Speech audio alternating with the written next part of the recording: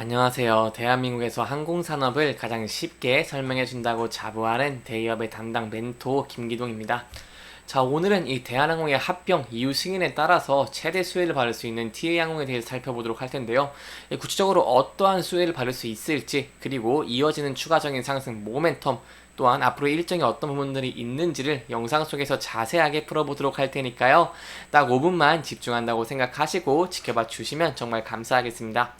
이번 시간은 이 대한항공 합병에 대한 최대 수혜주가 T항공이라고 하는데, 여기에 대한 세부적인 내용을 저와 함께 살펴보도록 하고요. 그 다음에는 이런 유럽 노선 취향, 여기에 대한 일정, 그리고 여기에 대한 세부 현황까지도 알아보는 시간을 가져보도록 하겠습니다. 거기서 마지막으로 이 대한항공이 유럽 노선 취향에 대해서 어떠한 지원을 해주는지 그 여부까지 끝까지 알아보도록 할 테니까요. 이 구독과 좋아요 한 번씩만 부탁드리겠습니다. 이 유럽에서 대한항공과 아시아나항공의 기업 결합을 조건부로 승인을 하면서 여기 대한항공과 아시아나항공이 이렇게 문턱을 좀 넣은 모습을 보여줬습니다.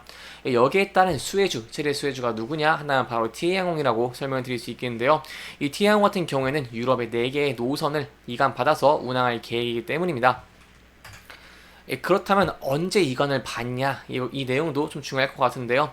이 미국 경쟁당국의 승인 절차와 이 T항공의 유럽 4개 노선의 취향이 동시에 진행된 것으로 보이기 때문에 여기에 대해서 저희가 미국 남은 대한항공의 합병에 대한 승인을, 이 미국 승인을 받는다고 한다면 이 유럽에 대한 노선 이관을 이 T항공에 받을 수 있다. 그렇다면 거기에 대해서 T항공이 한 번 더 추가적으로 상승할 수 있는 이런 재료가 될 수 있다라고 설명을 드릴 수 있겠고요.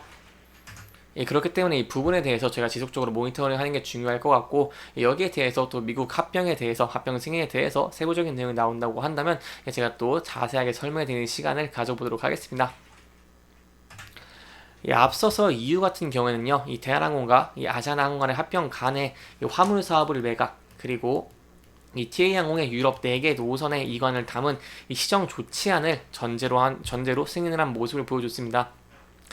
그렇기 때문에 이 부분에 대해서 이 T항공의 수혜를 받을 수 있다고 설명을 드릴 수 있겠고요.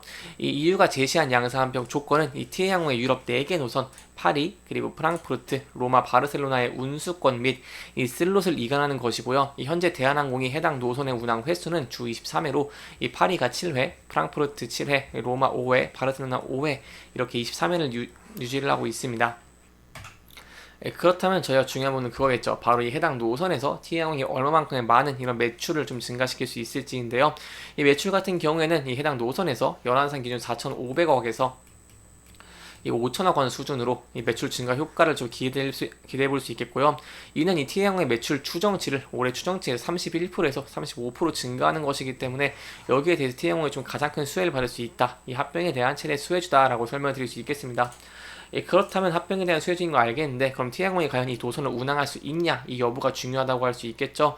왜냐면 T항공 같은 경우에는 여기 대한항공 같이 에어버스 330 이런 200 이런 기종들을 많이 가지고 있지 않습니다. 그렇다 보니까 이런 직항으로 운항을 하기 좀 힘들기 때문에 여기에 대한 내용도 제가 세부적으로 좀 설명을 드려보도록 하겠습니다. 현재 T항공이 보유한 대형기는요, 에어버스 330, 300인데요. 이 T항공 홈페이지에 기재된 에어버스 330, 300의 최대 항속 거리는 1만 186km입니다.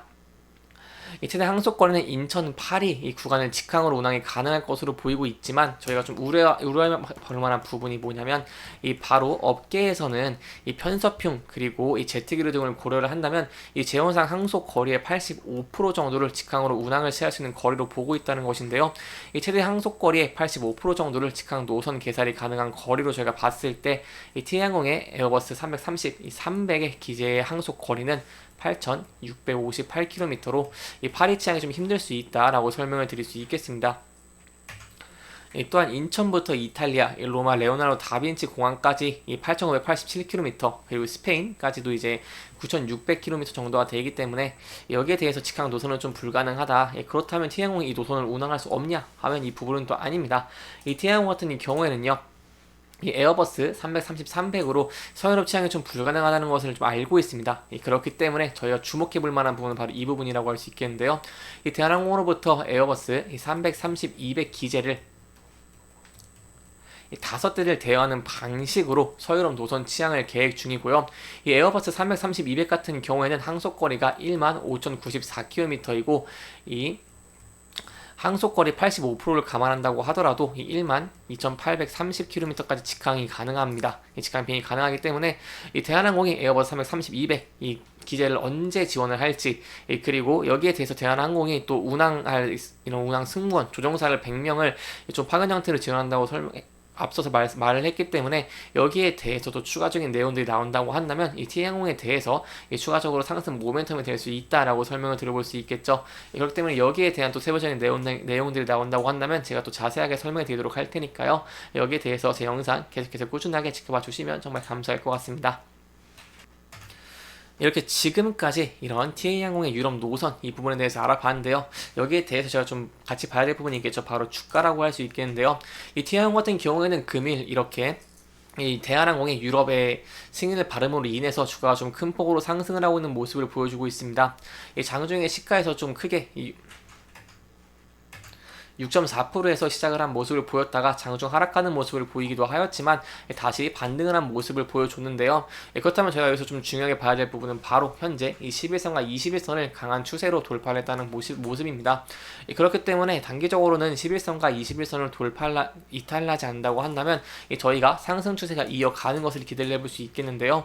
거기에 대한 근거는 제가 앞서 말씀드린 매출의 35% 이상, 31%에서 35% 정도 큰 폭으로 증가를 할 것을 기대를 해볼 수 있겠고, 이런 유럽 노선 증가로 인해서 이 TA항공의 외형이 확장되고 매출이 성장되는 것들에 대해서 이 주가도 좀 반응할 여지가 있다라는 부분 제가 기억하시면 좋을 것 같습니다. 그렇기 때문에 최상의 시나리오라고 할 수 있는 부분은 이 11선과 21선에서 지지를 받으면서 이 단기전 고점인 3,200원을 돌파를 해준다고 한다면은 저희가 이 52주 신고가 전 고점인 3,800원까지의 상승도 좀 기대를 해볼 수 있지 않겠나라고 한번 생각을 해볼 수 있겠습니다. 하지만 이 주가가 좀 만약에 하락을 한다고 한다면요, 저희가 좀 중요하게 봐야 되는 구간이 있습니다. 바로 241선인데요.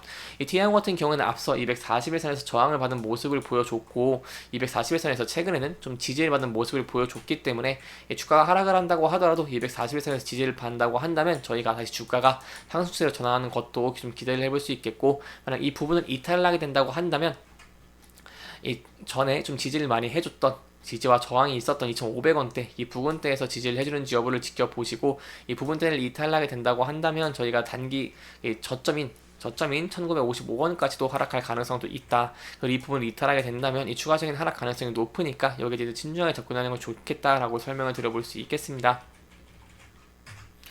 이렇게 이번 영상은 이 대한항공과 아시아나항공 간의 합병에 대한 이후 승인에 따라서 TA항공이 최대 수혜를 받을 수 있다라는 부분들을 조금 짚어보면서 진행을 했고요. 이 해당 영상은 개인적인 의견이 많이 들어갔기 때문에 투자자분들의 주관적인 생각과 해당 내용을 토대로 현명한 선택을 하시면 좋을 것 같습니다. 영상 잘 보셨다면 좋아요와 구독 부탁드리고요. 해당 영상뿐만 아니라 대기업에서는 그 누구보다 열정적인 멘토들이 많으니까요. 부디 타 종목의 영상도 시청해주시길 바라며 오늘 영상 마무리하도록 하겠습니다. 끝까지 시청해주셔서 감사합니다.